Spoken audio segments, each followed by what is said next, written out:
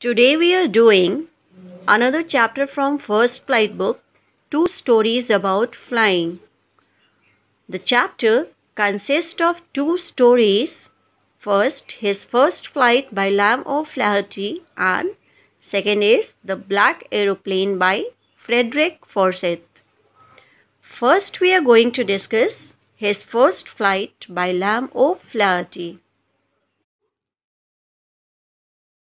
About the author.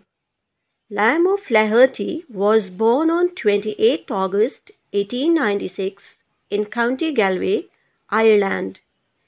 He was an Irish novelist and short story writer and a major figure in the Irish literary Renaissance.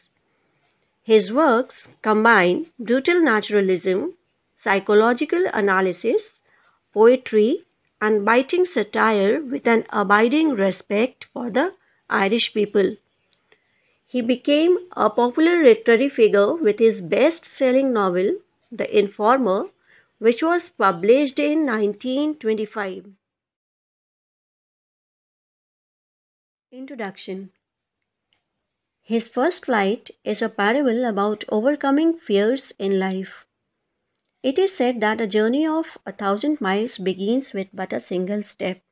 But for man, this single step is often the most arduous one.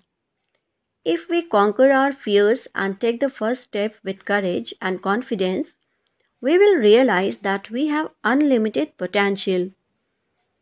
In the story, the young seagull was afraid to take his first flight. His parents had tried to coax and threaten him in different ways to be independent, but to no avail.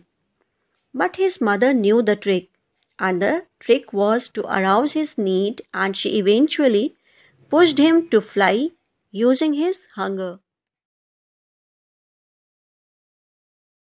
Theme of the story. It is a parable about overcoming fears of life. Fear is the most negative feeling that blocks one's progress, and one can conquer it with courage and sincere efforts. Necessity is always the mother of invention, but it sometimes needs an initial push to channel efforts towards creation. The story is also a metaphorical assertion that everyone needs to be independent even while staying involved in the family.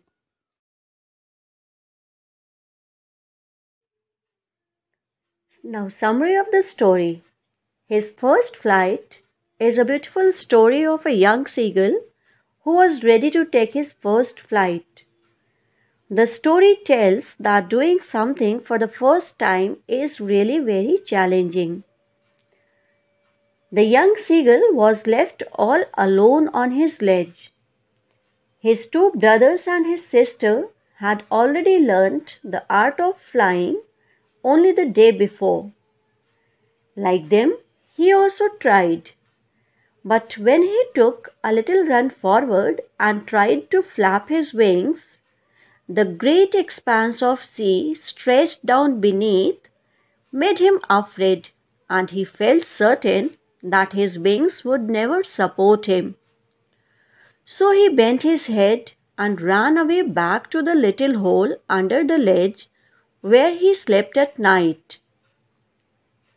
His brothers and his sister had wings far shorter than his own wings. But whenever he came to the brink of the ledge and tried to flap his wings, he failed to muster up courage and fly. His parents taunted, scolded, and threatened him to leave him starving at the ledge unless he flew away. But nothing could make the young seagull fly. Now it was 24 hours since his parents had left him. The young seagull helplessly watched his parents flying with his brothers and sisters. They were perfecting them in the art of flying. They were teaching them how to skim the waves and how to dive for fish. The whole family looked at young seagull and taunted him for his cowardice. Now the sun was sending the sky. blazing on his ledge that faced the south. The young seagull had not eaten anything since the previous nightfall and he could feel the heat. To draw the attention of his parents, he stepped slowly out to the brink of the ledge and, standing on one leg with the other leg hidden under his wing, he closed one eye, pretending as if he was sleeping. Still, his parents took no notice of him. He saw that his two brothers and his sister were lying on the plateau, dozing with their heads sunk into their necks. His father was preening the feather on his white back, taking no notice of the young seagull. Only his mother looked at him. She was standing on a high little hump on the plateau and tore at a piece of fish that lay at her feet and then scraped each side of her beak on the rock. The sight of the food maddened him. The young seagull begged his mother to bring some food to him, but she just screamed back mockingly. The young seagull kept requesting her and gave a joyful scream when he found that his mother had picked up a piece of the fish and was flying across to him with it. He tapped the rock with his feet and tried to get nearer to her as she flew across. But as soon as his mother was just opposite to him, she stopped. Her wings became motionless, but the piece of fish was in her beak, almost within reach of the young seagull's beak.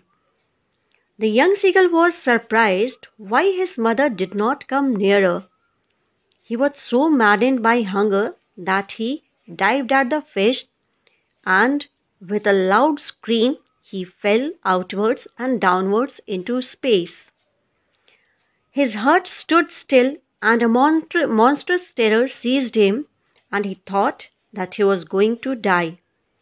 But to his surprise, he found that the next moment his wings spread outwards, the wind rushed against his breast feathers and then under his stomach and against his wings. Now he could feel the tips of his wings cutting through the air. He was not falling headlong now. He was soaring gradually downwards and outwards. He was taking his flight. He gave a cry of joy, and his mother swooped past him, her wings making a loud noise. He answered her with another scream, and then he saw his father flew over him screaming, and he could also see his two brothers and his sister flying around him, curveting and banking and soaring and diving. Now the young seagull was enjoying his first flight. He completely forgot that he was not able to fly sometimes before. He let himself free to dive, soar and curve at will, and he was shrieking shrilly. Just then he saw a vast green sea beneath him with little ridges moving over it, and he cawed amusedly. He noticed that his parents and his brothers and sister had already landed on this green flooring ahead of him. Like them, he also wanted to float on this vast green ocean. So he dropped his legs to stand on the green sea, but he screamed with fright when he found that his legs sank into it. He attempted to rise again, flapping his wings, but he was so tired and weak with hunger that he could not rise. His feet sank into the green sea, and then his belly touched it, and he sank no farther. Now he found that he was floating on it, and around him his family was screaming, praising him, and their beaks were offering him scraps of dogfish. This was the first flight of the young seagull, which he enjoyed a lot.